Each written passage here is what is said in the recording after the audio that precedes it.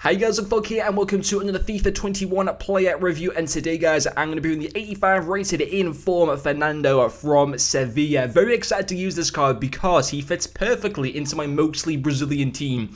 We also have Luis Suarez in the team as well, and he's staying 100%. Although it would be cool to have a full Brazilian team, unless I can get Ronaldo, the Brazilian Ronaldo, Suarez is staying, certainly for now. But yeah, Fernando, I did buy him for 48,000 coins. He's settled at around 40,000 now, I believe. 3 games played with him, 0 goals scored and 1 assist. He does have 3-star skills as well as 3-star weak foot. Some of his main top in-game stats are the likes of his 87 aggression, his 88 interceptions, his 83 reactions, and also his 87 short passing. I did have the engine chem stat applied to him, and finally he has the one player trait, the AI player trait of dives into tackles. And also guys, I want to pay our respects to Diego Maradona. You know, a massive shame that he sadly passed away a little bit earlier on today. Shocked to hear the news, only 60, which isn't even that old now, to be quite honest. So it's a massive shame.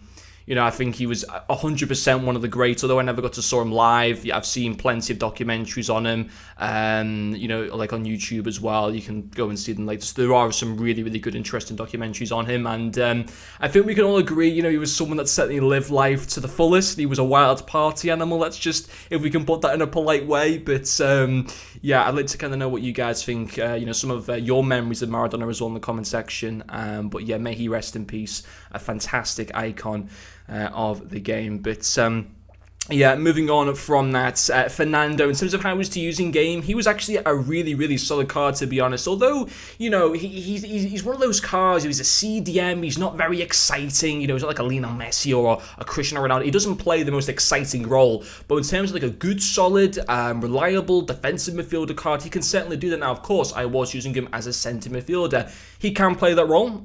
He's not the most natural box-to-box midfielder, but you know, in the setup that I kind of went with, it was fine. Like his defense play, even as a centre midfielder, you still have to have you know, some decent defense stats, and of course his defense stats are exquisite. And I thought his tackling was solid. He's got 86 defensive awareness, 88 interceptions. They were pretty nice in game. 86 stand tackle, 84 side tackle. His tackling sounds, couldn't fault that. Of course, you would probably most notice that a little bit more and get better use out of it more. Of course, as a CDM, I do think the best position to play him is a CDM, but I'm not going to change my whole team formation just so Fernando can play in his best role. I still think as a centre midfielder he still works well there, but yes, you know, he's not the type of player that you just switch your whole team around to fit him in. But of course, if you're already running like a CDM formation team, then he's great to have there. Or even if you want to test him out as a centre mid, like I'm going to be using him as, he still works in that position. But certainly the best position at the end of the day to use him in is a CDM role.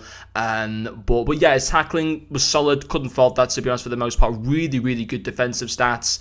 And also his passing as well. Came in with 1 assist in the 3 games. And this is why I like him as well, also at the same time as using him as a centre midfielder, because he's got those really, really good passing stats that he can come through. We're getting good through balls, we're providing good long passes, switching the play around.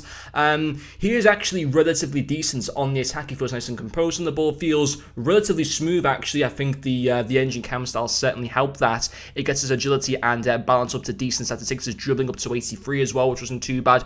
But yeah, his passing was really, really good. You know, 87 short passing, 82 long passing. His long passing goes up to 87. His short passing goes up to 92, and his vision as well goes into the low 80s, which was fine. You know, couldn't fault that. I thought his passing all round was solid. I thought it was a really good card to use. Once again, though, I would say that yes, his best position would definitely be a CDM. I'm not saying that he's bad as a centre midfielder. He certainly, you know, isn't, and I will be keeping him in the team. But yeah, just so you guys are like thinking like, what's the best? You know, if you maybe got him in your Foot Champs rewards, you packed him in a guaranteed team of the week pack or whatever. Yes, I do think the CDM position is slightly more tailored to him a little bit more, but it was a good card. I thought, you know, he's decent value for money. He might go down a little bit further potentially, although I doubt it with the fact that he's an 85 rated inform, and inform's needed for like everything now, like, you know, icons and stuff like that as well. So I doubt he'd go cheaper than 35,000 coins. So if you're sitting there thinking of buying him, I'd just go and buy him now. But of course, if you get him in Foot Champs rewards as well, happy days to you guys. But yeah, solid cards to use in game, and I'm very happy to have him in the team as an upgrade to Artur. But anyway guys, hopefully you have enjoyed watching this video, and I'll see you guys later.